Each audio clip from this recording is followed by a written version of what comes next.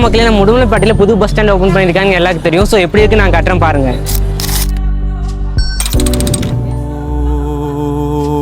விடாம ஓடி படாம ஆடி நிலாவ மீறி வினாவ சூடி பராரி போல பித்தேரி வாடி கொழாவி கூடி தொடாவி தேடி அனாதி பார்த்த அஞ்சு வண்ண பூவே அஞ்சு வண்ண பூவே உள்ளிருந்து பேசும் ஒத்த குரல் போதும் பிஞ்சு விரல் எங்க கொஞ்சம் குரல் எங்க அஞ்சுகமே கண்ணே அஞ்சுகமே கண்ணே